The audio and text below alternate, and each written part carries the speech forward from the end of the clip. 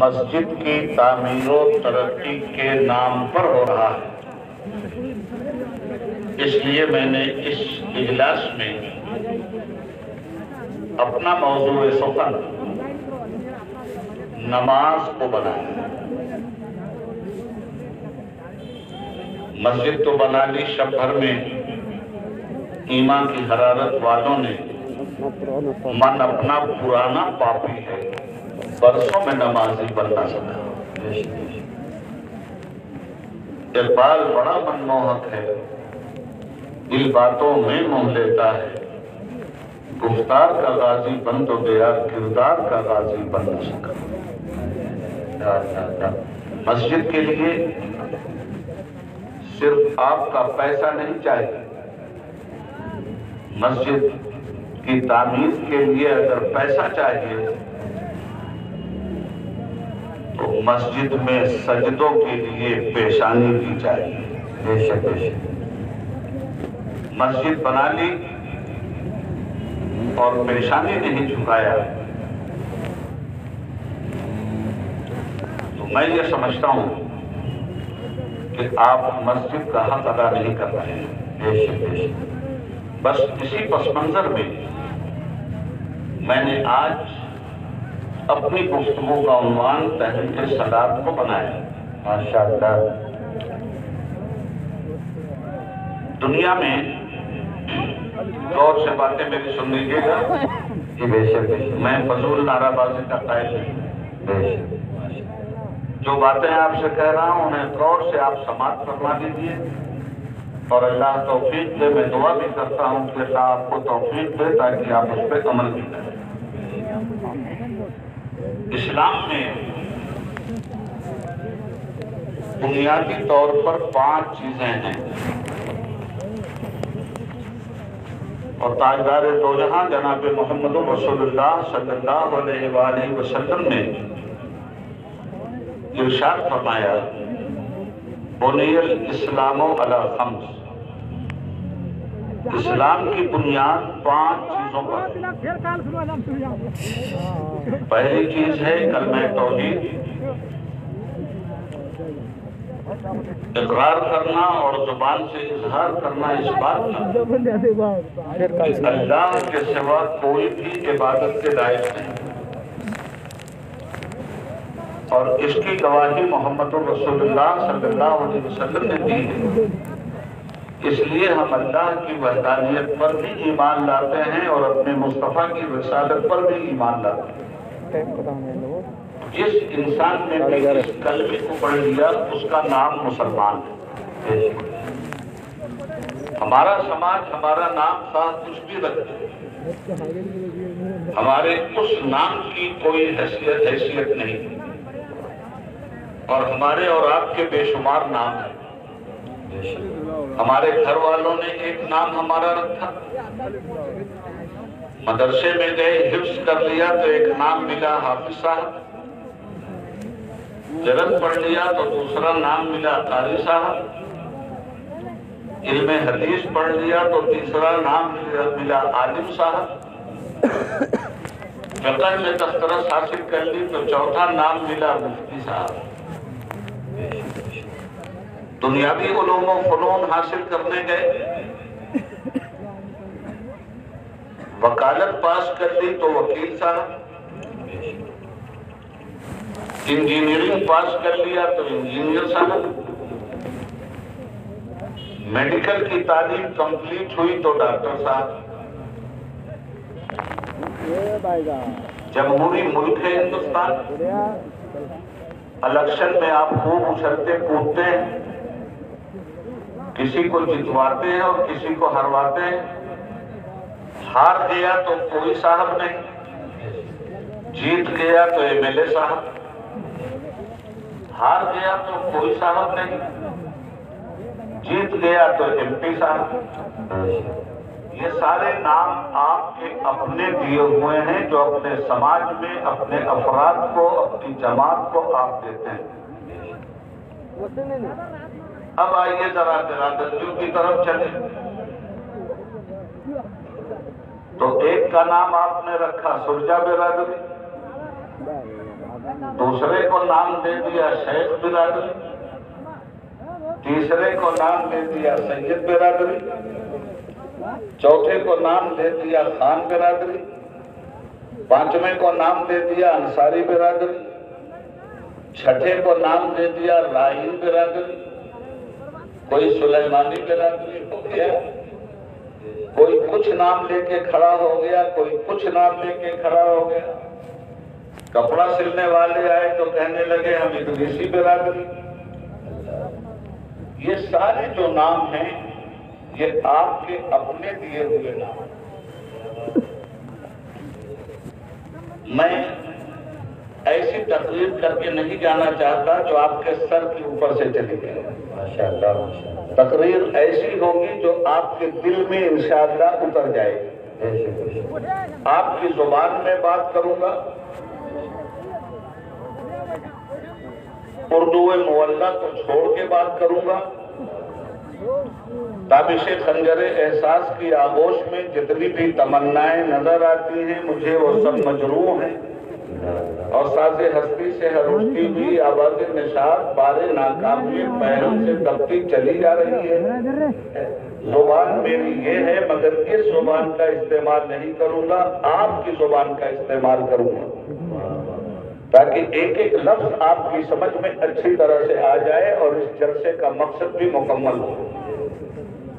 ये जितने नाम आपने दिए हैं ये सब आपके दिए हुए नाम। जिस परवरदिगार ने आपको पैदा किया उससे पूछिए कि मालिक दुनिया वालों ने तो हमको दुनिया भर के नाम दिए,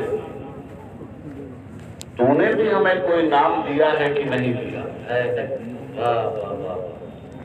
शेख सैयद मुगल पठान ये दुनिया ने नाम दिए,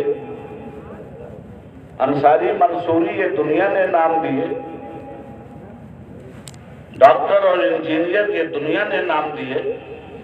मालिको मौला रब्बुल आलमीन तूने भी हमें कोई नाम दिया या नहीं दिया? तो वो फरमाता है ऐ कलमा पढ़ने वालों, हमने तुम्हारा नाम मुसलमान रखा है, हुआ सम्माकुमुल मुस्लिमीन। सुभान अल्लाह, सुभान अल्लाह। तो कलमा पढ़ने के बाद आपको एक नाम आपका परवरदिगार देता है और वो नाम है मुसलमान। मुसलमान के माना क्या है?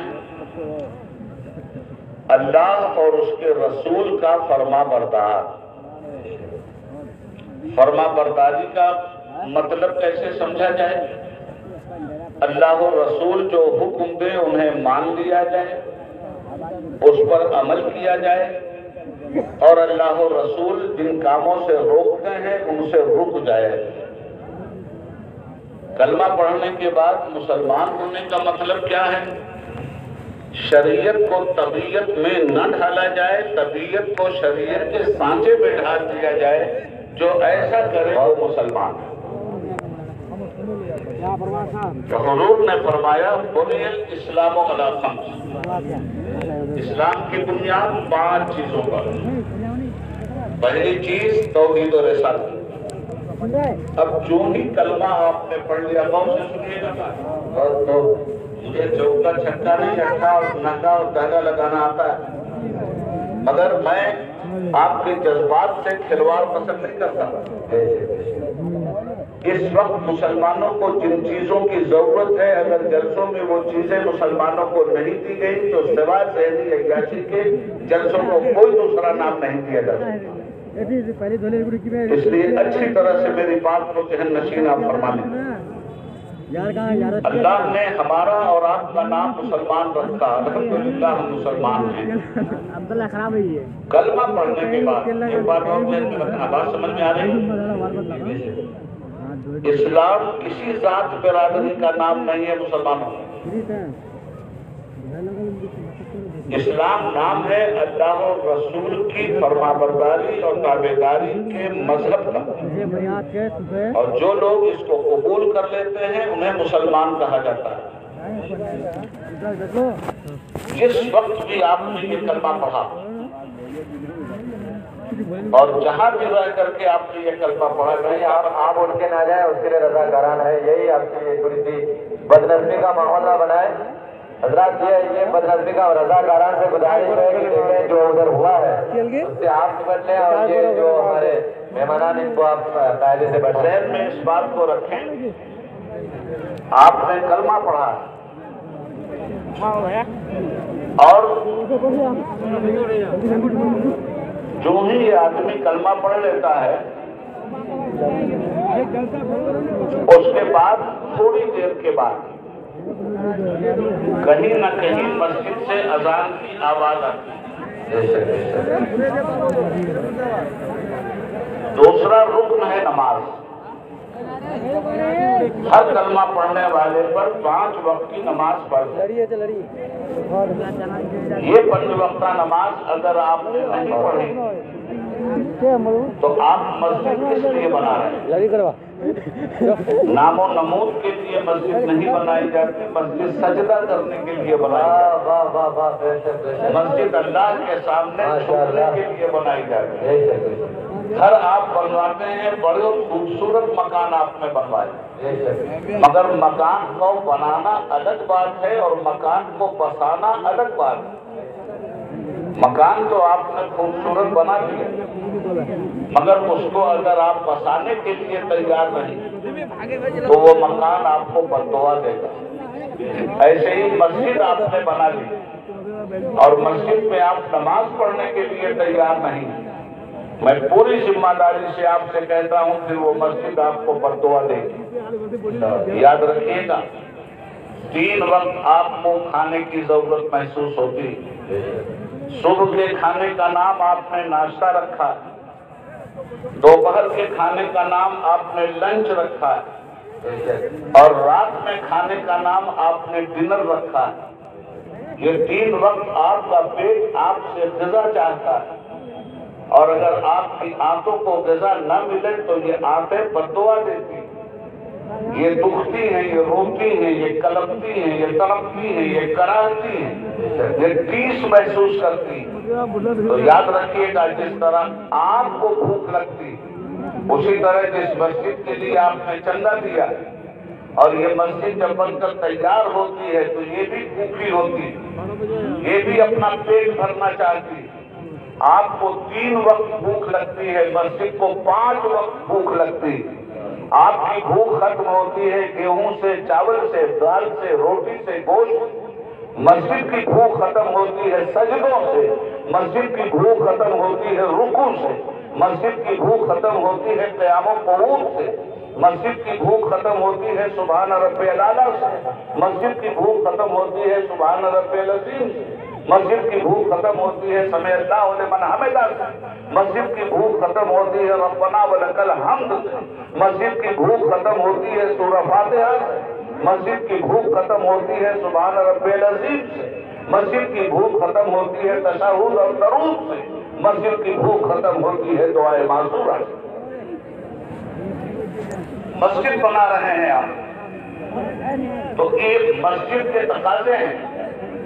محلے والوں کی ذمہ داری مسجد پہ ہے اور مسجد کی ذمہ داری محلے والوں پر. مسجد کا حق آپ ادا نہیں کریں گے، مسجد بددعا دے گی آپ.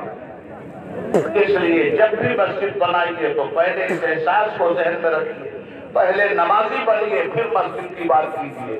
مسجد کے بغیر بھی نماز پڑھی جا سکتی ہے، ضروری نہیں ہے کہ مسجد ہو جب بھی نماز پڑھی جائے. تو نماز تو مسجد ہو تب بھی پڑھی جائے گی، نماز مسجد نہ ہو تب بھی پڑھی جائے گی. اللہ رب العالمین کی بارگاہ کا یہ وہ فریضہ عبادت ہے جو کبھی بھی معاف نہیں ہو سکتا. ایک بات اور سن لیجیے، نماز سارے مسلمانوں پر فرض نہیں. جو لوگ یہ کہتے ہیں کہ نماز سارے مسلمانوں پہ فرض ہے وہ غلط کہتے ہیں. میں بہت ذمہ داری سے بات کہہ رہا ہوں، پھر میں اپنا جملہ دہرا رہا ہوں، نماز سارے مسلمانوں پر فرض نہیں. نماز کے لیے شرط یہ ہے کہ نماز عاقل اور بالغ مسلمانوں پر فرض ہے. نابالغ مسلمان پر نماز فرض نہیں، عقل سے ساقط مسلمان پر نماز فرض نہیں ہے. جو پاگل ہو گیا، دیوانہ ہو گیا، مجنون ہو گیا، جو عقل سے بے نیاز ہو گیا اس پر نماز کی فرضیت کا اطلاق نہیں ہوتا. نماز فرض ہے عاقل پر، عقل رکھنے والے پر اور بالغ پر جو بالغ ہو چکا ہے. ٹھیک ہے نا؟ اب اس بات کو اچھی طرح ذہن میں رکھیے گا. بڑی تبلیغ ہوتی ہے نماز پڑھو نماز پڑھو.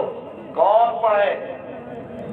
نابالغ کو نماز پڑھوانے کی عادت ڈلوائیے، مگر نابالغی میں اگر وہ مر گیا اور اس نے نماز نہیں پڑھا تو کوئی گناہ نہیں.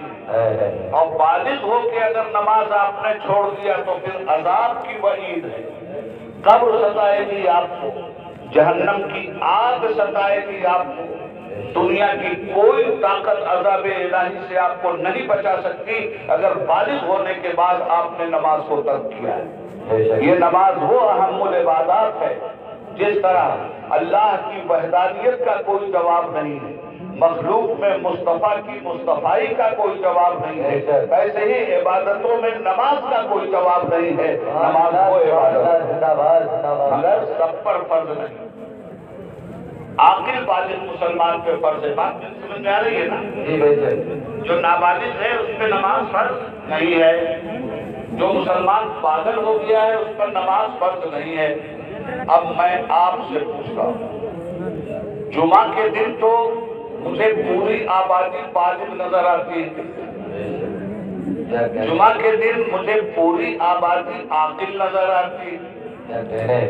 جو مسلمان نماز پڑھتے ہیں وہ اپنے عاقل اور بالغ ہونے کا ثبوت دیتے ہیں، اور جو مسلمان نماز نہیں پڑھتے وہ ثابت کرتے ہیں کہ یا تو ابھی تک وہ نابالغ ہیں یا وہ پاگل ہو چکے ہیں. اس لیے کہ پاگل پہ نماز فرض نہیں، نابالغ پہ نماز فرض نہیں.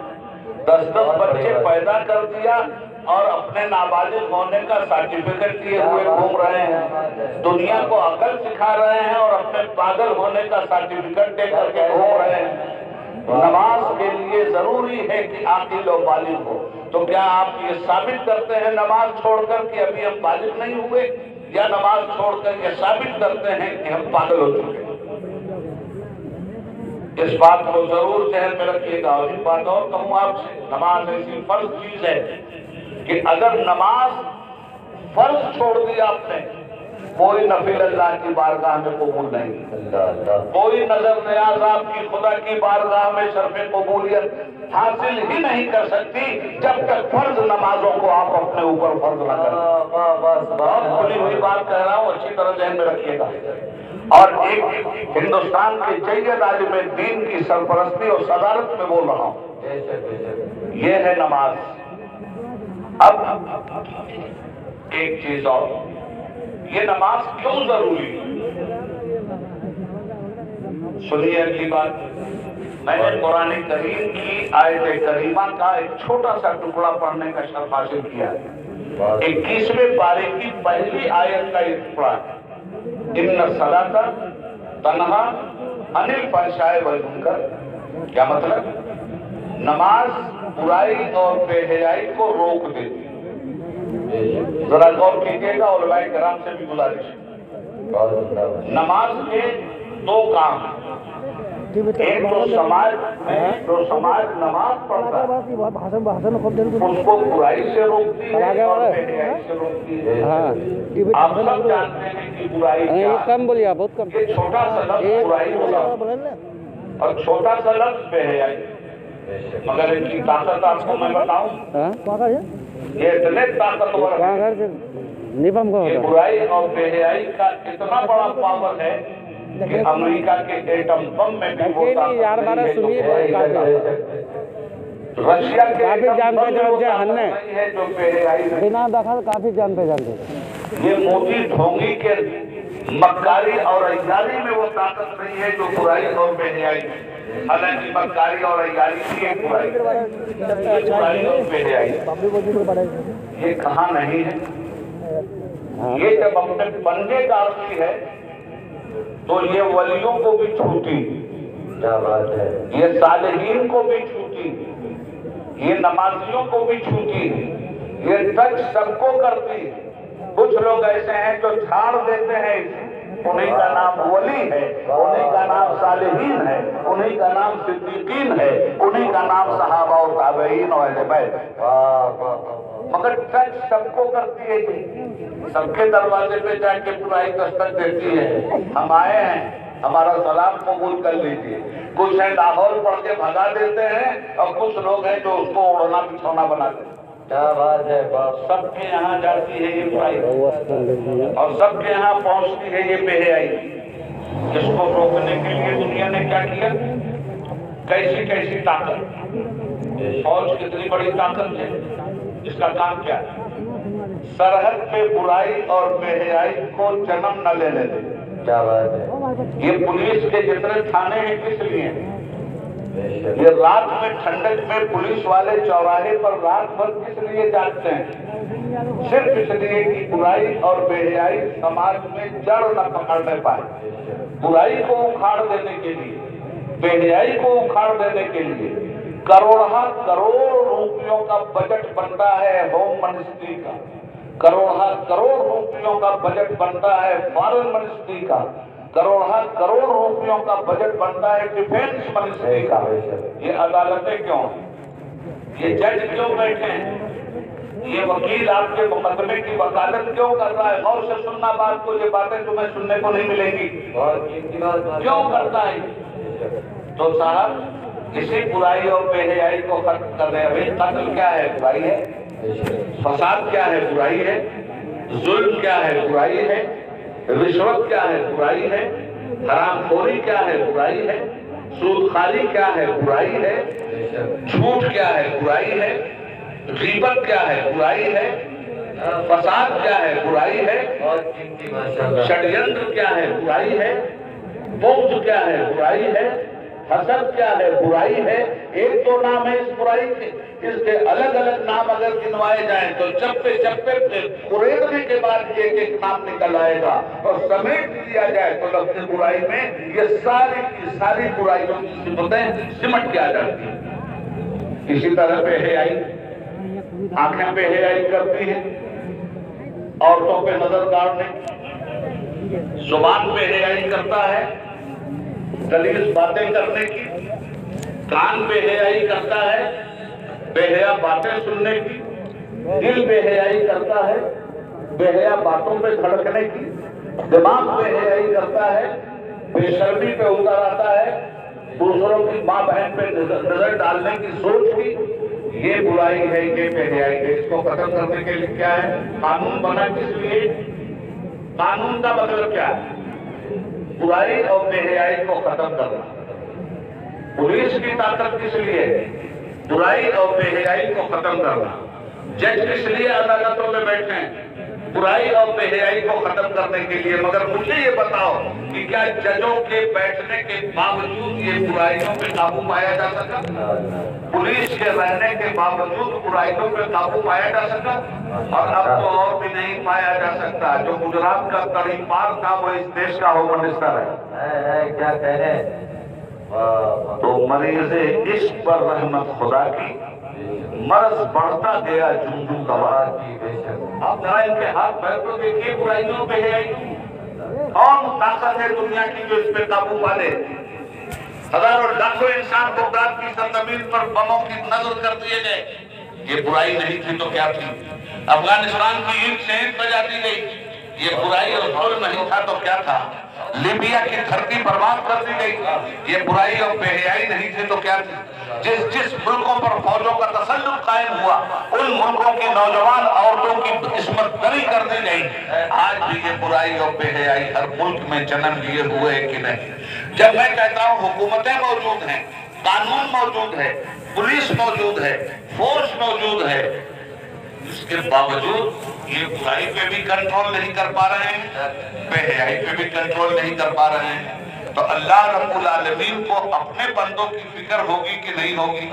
तुम्हारी फौज नहीं बुराई पे काबू पा रही है, तुम्हारी पुलिस बुराई रोकने में कामयाब नहीं हो रही है। ऐ मुसलमानों, तुमको हम वो नुस्खा देते हैं कि तुम अपना लो अगर, तो तुम्हारे समाज से भी बुराई बेहयाई का खात्मा होगा, और तुम्हारे अच्छे अखलाक कैरेक्टर की बुनियाद पर गैरों के समाज से भी बुराई और बेहयाई का खात्मा होगा। हमने पूछा, परवरदिगार तू कौन सा बम हमें दे रहा है, तू कौन सी ताकत हमें दे रहा है, तू कौन सा हथियार हमें दे रहा है? इरशाद फरमाता है, इन्ना सलाता तन्हा अनिल फहशाए वल मुनकर, बेशक नमाज बुराइयों पे हयाई पे कंट्रोल कर ले। नारे तकबीर, नारे रिसालत, मज़हब इस्लाम, पैगाम इस्लाम कॉन्फ्रेंस, नारे तकबीर, नारे रिसालत। नमाज क्या है? पैगाम इस्लाम। हमारी जिंदगी से बुराइयों के खात्मे का नाम है नमाज।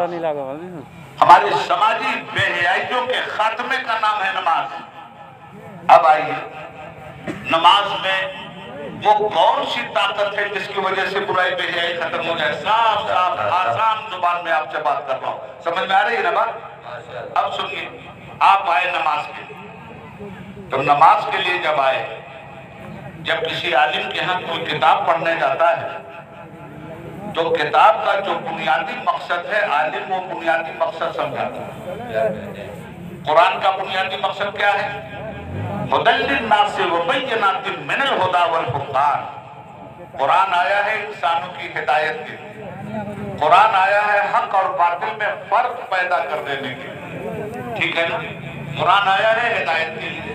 मालूम ये हुआ कि कुरान पढ़ने वालों को ये मालूम हो जाना चाहिए कि कुरान के नुज़ूल का मकसद क्या है। तो नुज़ूल मकसद कुरान, परवरदिगार फरमाता है हुदल लिन्नास, इंसान की हिदायत। तो अब नमाज बुराई और बेहयाई को खत्म करेगी, तो नमाज का पहला सबक क्या है? नबी अकरम जनाब मोहम्मद रसूलुल्लाह सल्लल्लाहु अलैहि वसल्लम फरमाते हैं, नमाज सल्लू कमा रअयतुमूनी उसल्ली, नमाज उस तरह पढ़ो जिस तरह मुझे पढ़ता हुआ देखते हो। अब नमाज का पहला सबक हुजूर ने क्या बताया? नमाज इस तरह पढ़ो और इस तसव्वुर को जमा के पढ़ो कि तुम खुदा को देख रहे हो। क्यों? नमाज में आप अल्लाह से बात करते हैं, नमाज में आप अल्लाह से बात करते हैं, और कुरान जब आप पढ़ते हैं तो अल्लाह आपसे बात करता है। जब तिलावत कुरान आप कर रहे हैं तो अल्लाह आपसे बात कर रहा है, और जब इबादत इलाही कर रहे हैं तो आप अल्लाह से बात कर रहे हैं। तो पहला सबक नमाज का क्या है? नमाज में ये तसव्वुर करो कि तुम खुदा को देख रहे हो। हम लाख तसव्वुर करें, जलवे रब्बी देखने के लिए दिल की सफाई बहुत जरूरी है। उस दिल में खुदा का नूर नहीं उतरता जिस दिल में सब कीना मौजूद हो, जिस दिल में हसद मौजूद हो। उस कान में खुदा का नूर नहीं उतरता जिसमें चुगली मौजूद हो। उस जुबान पर खुदा का नूर नहीं उतरता जिसमें किस बयानी मौजूद हो। उस हाथ पर खुदा का नूर नहीं उतरता जिसमें जुल्म मौजूद हो। उस पैर में खुदा का नूर नहीं आता जो पैर जुल्म और उद्वान की राह पर चला करता है। तो पहला सबक, इस तरह नमाज पढ़ो गोया तुम खुदा को देख रहे हो। ये हमारे लिए मुमकिन नहीं, तो हुजूर ने फरमाया अगर ये तुम्हारे लिए मुमकिन नहीं तो फिर इस अकीदे के साथ नमाज पढ़ो कि खुदा तुमको देख रहा है। तो खुदा को हम देख रहे हैं, इसके लिए तो बड़े ही पाकीज़ा दिलो दिमाग की जरूरत है, तब तजल्लियात इलाही का मुशाहिदा हो। मगर खुदा हमको देख रहा है, इसमें तो कोई परेशानी नहीं। क्या कहने? तो पहला सबक क्या मिला नमाज का? अल्लाह देख रहा है, यही ना। फजर की नमाज पढ़ के आप निकले, हम निकले, हजरत निकले, सब निकले। निकलने के बाद जहां जहां भी आप जा रहे हैं इस अकीदे को लेके जाइए। ये नमाज सिर्फ मस्जिद में इस अकीदे को छोड़ के मत आइए कि खुदा देख रहा। मस्जिद से जहां निकले आप वहां भी खुदा देख रहा। जिस बुराई के अड्डे पे पहुंचे वहां भी खुदा देख रहा। जब जुबान झूठ बोल रही है तो भी खुदा देख रहा है। जब हाथ जुल्म कर रहा है तब भी खुदा देख रहा है। जब पैर गलत महफिल की तरफ जा रहा है तब भी खुदा देख रहा है। तो मस्जिद में आपका अकीदा ये बना कि खुदा देख रहा है। मस्जिद में झूठ बोलते हैं आप, मस्जिद में जुल्म करते हैं आप, मस्जिद में बेहयाई करते हैं आप, मस्जिद में बुराई करते हैं आप। अरे जो बाहर बड़े से बड़ा बुरा और बेहया है वो भी मस्जिद में आके बाहया बन जाता है। وہ بھی مسجد میں آ کے پاکیزہ بن جاتا ہے. تو مسجد میں برائی اور بے حیائی آپ نہیں کر رہے ہیں. اچھا اب چلے آپ دکان پہ. اب آج کل انگور کا سیزن آ گیا. حیدرآباد سے